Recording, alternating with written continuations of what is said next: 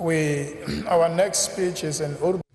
Le prochain discours est en ourdou et le sujet est la compassion du Messie promis salam envers l'humanité par Farid Ahmad Navid, principal de la Jamia Ahmadiyya du Ghana.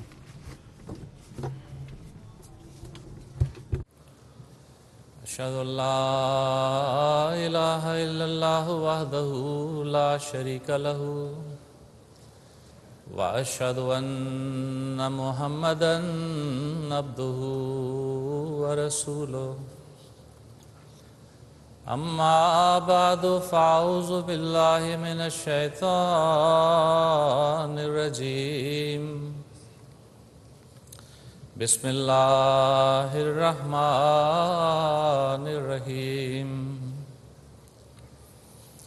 يا أيها الناس إنا خلقناكم من ذكر وأنثى وجعلناكم شعوبا وقبائل لتعارفوا إن أكرمكم عند الله أتقاكم إن الله عليم خبير हमारे आका और मौला हज़रत अक़दस मोहम्मद मुस्तफ़ा सल्लल्लाहु Notre bien-aimé prophète Muhammad sallallahu alayhi wa sallam, un jour notre Seigneur, notre maître et Seigneur, le saint prophète Muhammad sallallahu alayhi wa sallam, était assis dans une assemblée lorsqu'un cortège funèbre passa devant lui. Le prophète sallallahu alayhi wa sallam interrompit sa conversation et se leva en signe de respect pour le cortège et les compagnons présents firent de même. Lorsque le cortège fut passé, une personne dans l'assemblée fit remarquer au messager de Dieu, c'était le cortège funèbre d'un juif. En entendant cela, le prophète Mohammed sallam répondit, il était juif et alors, n'était-il pas un être humain? Cette phrase, bien que paraissant simple, est d'une importance considérable par rapport aux normes des droits humains établies par le monde moderne ainsi que par rapport aux chartes des droits humains internationaux. Cet incident nous montre un exemple de respect et de dignité pour l'humanité. Il nous rappelle que les différences religieuses et ethniques ne nous autorisent en aucun cas à ignorer les droits de la création humaine. En effet, le Saint-Coran nous enseigne que l'humanité a été créée à partir d'un seul être et qu'en termes de droits universels, tous les êtres humains sont égaux et dignes de respect, comme mentionné dans le verset 14 de la sourate Al-Hujurat que je viens de réciter, dont la traduction est « Ô homme, nous vous avons créé d'un mâle et d'une femelle. Et nous avons fait de vous des clans et des tribus, afin que vous puissiez vous reconnaître. En vérité, le plus honorable d'entre vous, aux yeux d'Allah, est le plus pieux parmi vous. Assurément, Allah est omniscient, très conscient. Mais il est très malheureux que l'humanité, dans son ensemble, ait oublié cette leçon. Elle a confondu les lignes tracées sur une carte avec des destinées divines. Elle a oublié que ces lignes géographiques ont été créées par des hommes, alors que les hommes ont été créés par ce Dieu qui est le Seigneur de tous. Aujourd'hui, dans le monde, musulmans, juifs, chrétiens et autres croyants sont tous victimes d'une telle étroitesse d'esprit que les décisions concernant les violations des droits humains sont prises en fonction des considérations religieuses, géographiques et nationales. Des centaines de pays ont leur propre drapeau et identité, mais le drapeau de l'humanité, de la race humaine semble absent. Et peut-être est-ce la raison pour laquelle parfois les personnes mourant d'un côté de la ligne géographique ou de la frontière d'un pays sont considérées comme de simples chiffres sans identité, tandis que de l'autre côté, elles sont identifiées par des relations telles que mère, père, sœur, frère, fils ou fille.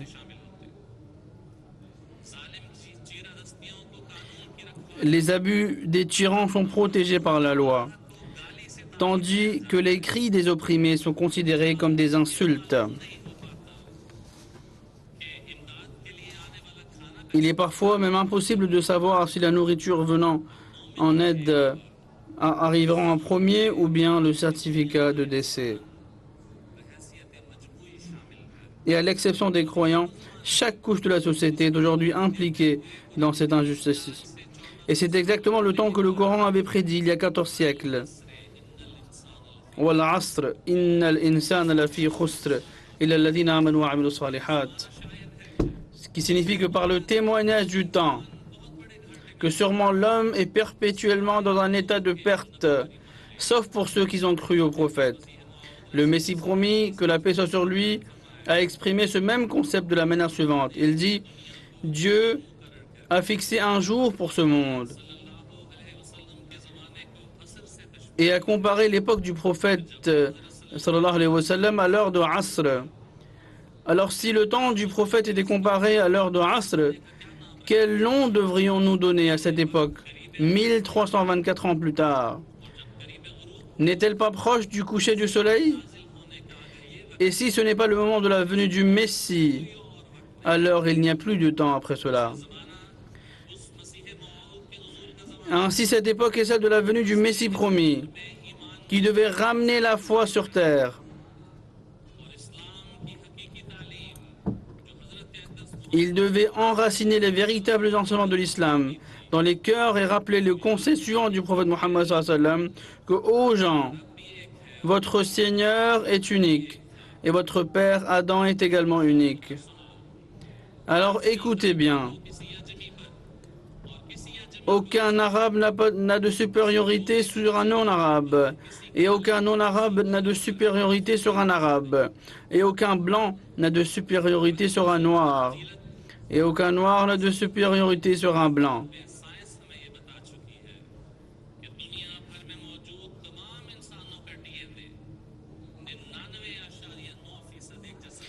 Et la science nous a montré que l'ADN à 99% est le même de chaque être humain.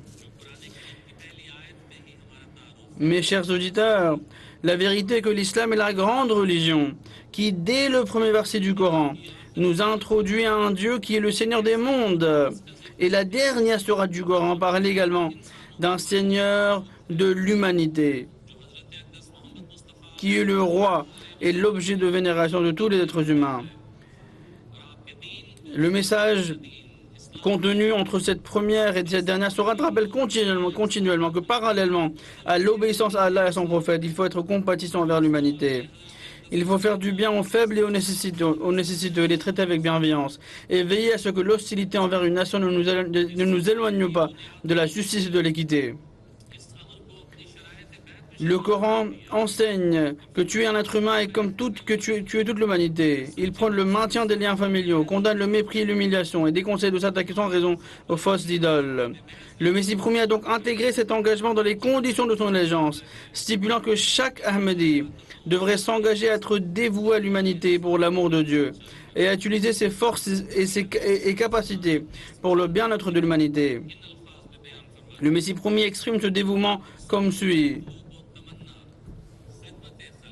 Mon but, mon désir et mon aspiration sont uniquement le service de la création de Dieu. C'est mon travail, c'est ma religion, c'est ma méthode et c'est mon chemin.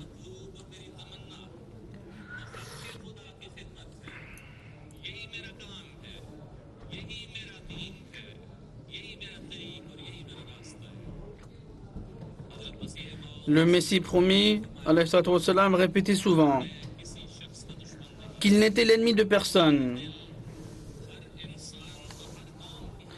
et que son cœur était rempli de compassion pour chaque être humain et chaque nation.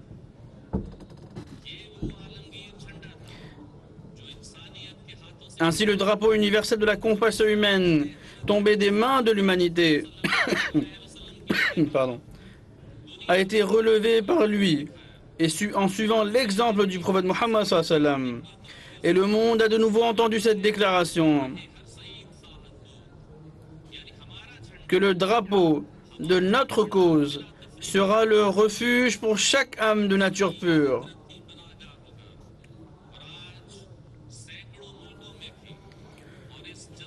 Aujourd'hui, ce drapeau de la compassion humaine flotte avec grandeur dans des centaines de pays et à l'extérieur de ce lieu de rassemblement également. Ce drapeau hissé par le Messie promis, alayhi salam, et le califat qu'il a établi appelle chaque être humain de toutes les nations avec amour et proclame avec éclat que l'amour est pour tous et la haine pour personne.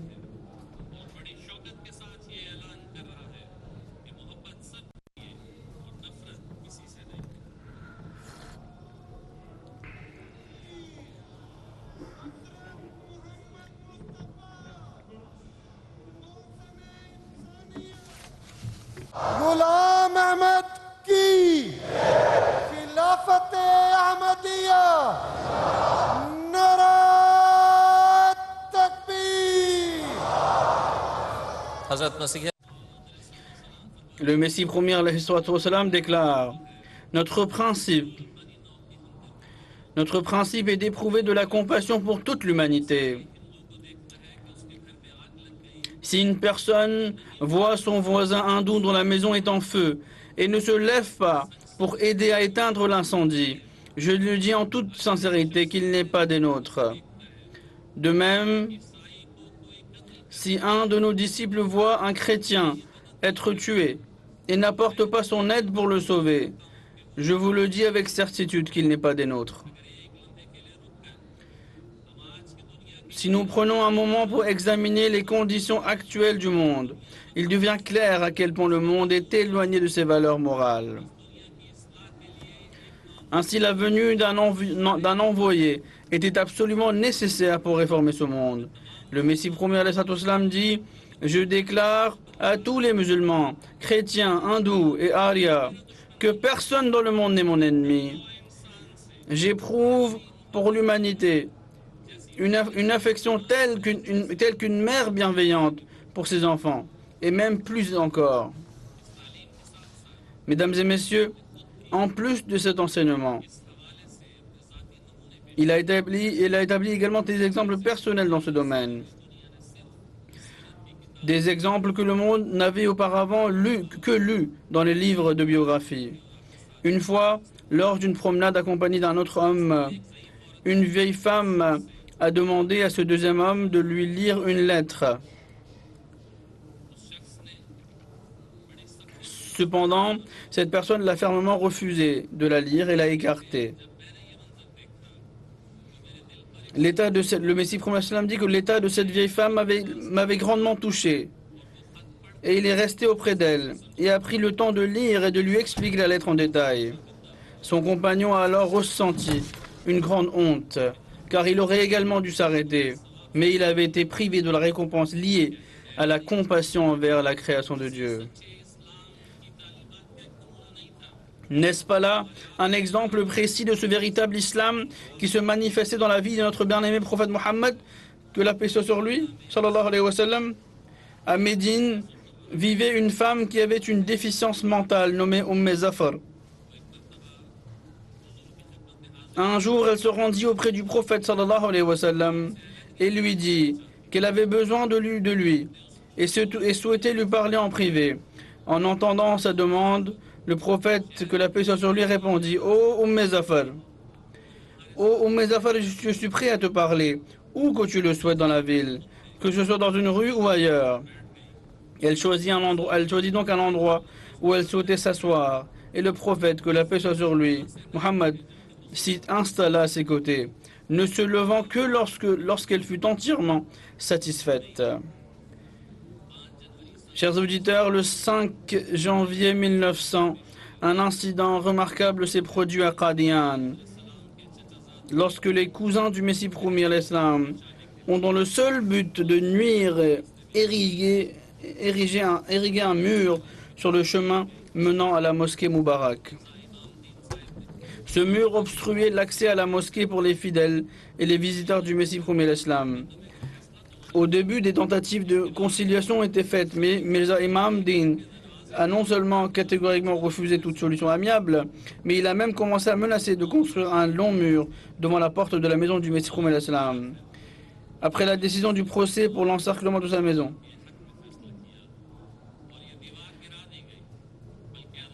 Donc le conflit a été porté devant les tribunaux et finalement le Messie premier l'Islam a remporté la victoire.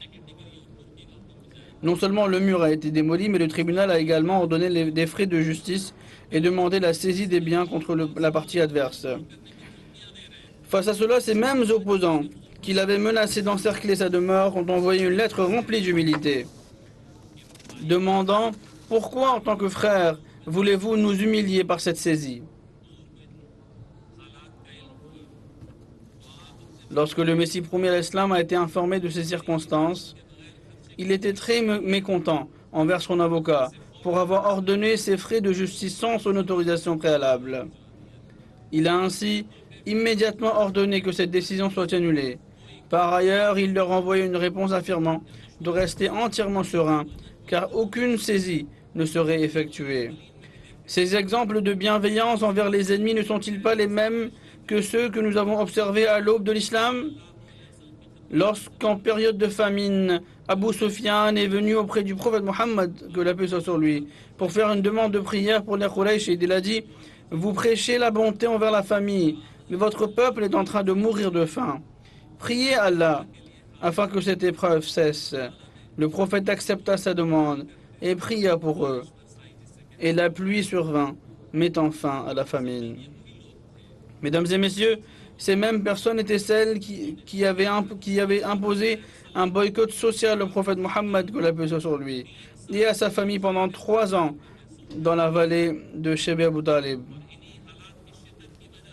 En raison de la dureté de cette épreuve, la femme bien-aimée du prophète Mohammed, que la paix soit sur lui, Hadrat Khadija, radiyallahu anha, et son oncle Abu Talib moururent en l'an 10 de la prophétie. Cependant, lorsque la demande de prière pour sauver l'humanité fut faite, le prophète accepta sans réserve, sans émettre de plainte.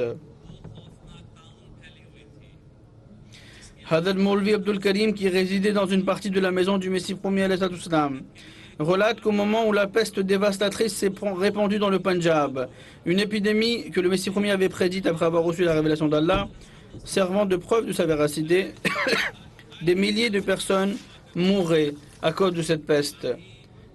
Il a entendu un jour le Messie promis prier dans un élan de profonde douleur et d'émotion ces termes. « Oh mon Dieu, si ces gens périssent à cause de la peste, qui te rendra culte ?»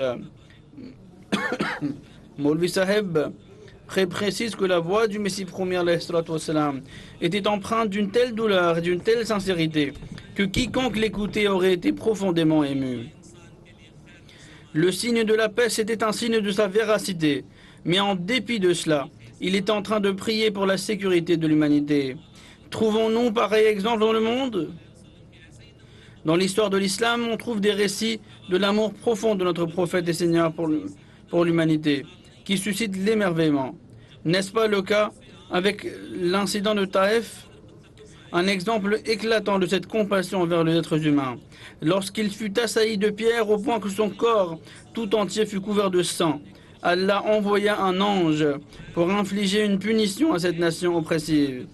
Cependant, le prophète sallallahu alayhi wa sallam déclara qu'il ne souhaitait pas leur destruction, espérant que parmi eux, Allah ferait émerger des adorateurs de lui. Et nous savons tous que finalement, les habitants de Taïf, la tribu de Banu Saqif, embrassèrent la foi du prophète Mohammed qui auparavant l'ont lapidé. Chers auditeurs, lorsque Pandit Lekram, un ardent adversaire de l'islam parmi les Aryas, est décédé conformément à la prophétie du Messie premier, il a exprimé. Il a dit: nous ressentons à la fois de la tristesse et de la joie en cette circonstance. La tristesse vient du fait que si l'Éclam avait manifesté ne serait-ce qu'un minimum de repentir et avait cessé ses attaques virulentes, je vous jure par Allah que j'aurais prié pour lui. Et j'avais l'espoir que même s'il avait été démembré, il aurait pu être sauvé. C'est là le véritable enseignement de compassion de l'islam. N'est-ce pas ce dont le monde a cruellement besoin aujourd'hui? Car aujourd'hui, l'état des choses est tel qu'en réponse à une seule agression de l'ennemi, des montagnes de cadavres s'accumulent. Un seul meurtre entraîne la mort des milliers d'innocents. Personne ne semble considérer que ces prétendus ennemis sont eux aussi des êtres humains, avec leurs propres familles et enfants. Ils sont également des créatures de Dieu, tout comme nous. C'est pour rappeler cet enseignement que Dieu a envoyé le Messie dans notre époque. Les opposants crient haut et fort que nous n'avons pas besoin du Messie ou de Mahdi, mais il y avait un besoin. Et ce besoin persiste aujourd'hui et continuera d'exister. Le temps lui-même témoigne de cette nécessité, que pour restaurer l'humanité. Le temps lui-même témoigne de cette nécessité, que pour restaurer l'humanité à sa véritable essence.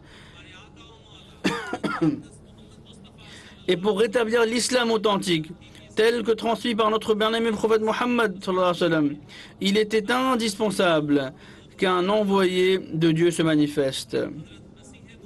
Cet envoyé est apparu sous la forme de Hazrat Mirza Ghulam Ahmad, le Messie promis, qui est venu offrir sa lumière en cette ère des derniers temps. Sous la conduite de la Khilafat Ahmadiyya, nous nous efforçons aujourd'hui de diffuser cette lumière à travers le monde entier. Jusqu'à la fin des temps, c'est par cette voie, et uniquement cette voie, que l'humanité pourra retrouver sa grandeur perdue. Sinon, quelques individus pourront peut-être triompher, mais l'humanité dans son ensemble continuera à perdre.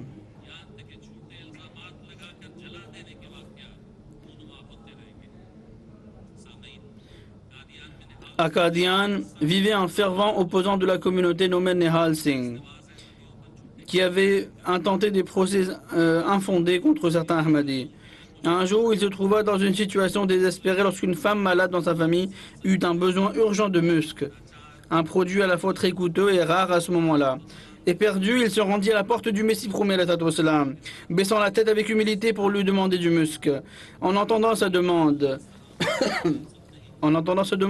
le Messie promet l'islam se rendit immédiatement à l'intérieur de chez lui et revint avec du musc et le lui remit. Un jour, un pandit hindou nommé Lachmanda se rendit auprès du Messie promet l'islam et lui dit: Monsieur Mirza, d'un côté les gens bénéficient grandement de vous, mais de l'autre côté ils vous critiquent sévèrement. En réponse à cela, le Messie promet l'islam expliqua: Pandit Saheb, notre situation est comparable à celle de l'arbuste à baies. Les gens viennent, le frappent pour en obtenir les fruits, puis s'en vont avec. Cet exemple de comportement exemplaire est également enseigné par le prophète parfait. Une fois, un bédouin avait saisi le vêtement du prophète sallallahu alayhi wa sallam et l'avait tiré brusquement en disant: Ô Muhammad, donne-moi ce qui m'est dû des biens d'Allah. Le prophète répondit que ce qui lui était dû serait bien sûr remis, mais que la douleur causée par ce tirage serait également considérée. Le bédouin répondit spontanément: Il ne sera pas pris en compte, car je sais que vous rendez le mal par le bien. Le prophète, avec un sourire bienveillant, lui offrit alors 2 chameaux chargés de dattes que le bédouin prit avec joie et rentra heureux chez lui.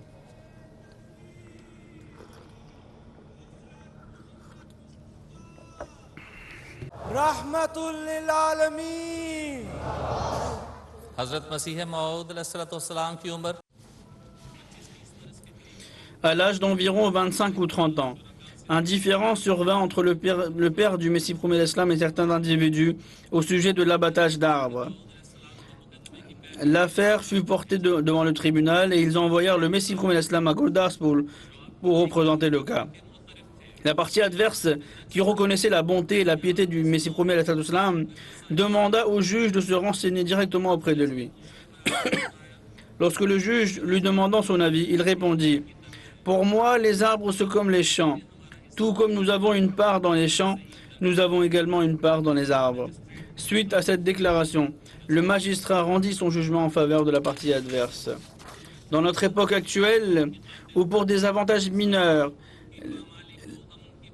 les droits humains sont bafoués sous le prétexte de restaurer la paix, où des villes et des villages sont réduits en ruines, des habitations en terre sont détruites, des cœurs déjà meurtris sont encore davantage brisés, et où les yeux, autrefois pleins de larmes et dénués de vie, sont plongés dans une solitude et une obscurité accrue.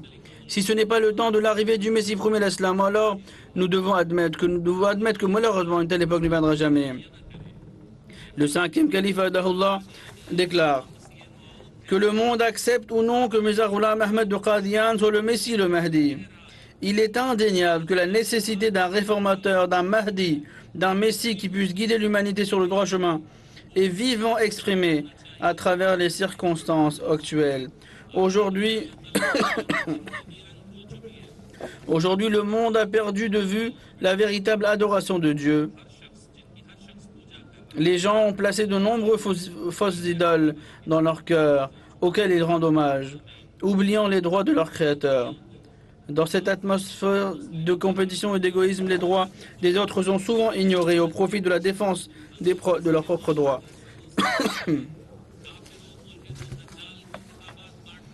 Ce temps est précisément celui que le prophète Mohammed avait annoncé comme étant celui de l'apparition du Messie du Mahdi. Celui-ci est donc venu, et Dieu le Tout-Puissant nous a comblés en nous comptant parmi ceux qui l'ont reconnu accepté. Les cris de jubilation et les célébrations des groupes déchaînés qui qualifient les Ahmadis d'infidèles et de non-musulmans, ainsi que les épithètes de blasphémateurs des faux prophètes attribués au Messie promis l'Islam, ne peuvent en aucun cas modifier le destin divin que Dieu le Tout-Puissant a établi pour cette époque. Les souffrances et les épreuves de notre temps doivent être soulagées par le Messie promis l'Islam.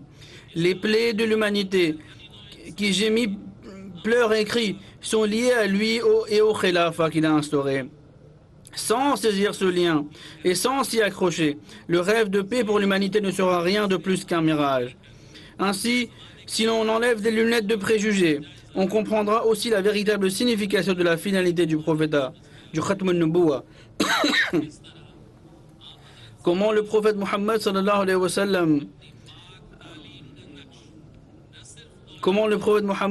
a non seulement inscrit son sceau d'enseignement pur dans les temps anciens, mais l'a aussi fait pour ceux qui naîtraient à la fin des temps, et comment ce modèle demeure le garant du bien-être et de la survie de l'humanité jusqu'au jour du jugement.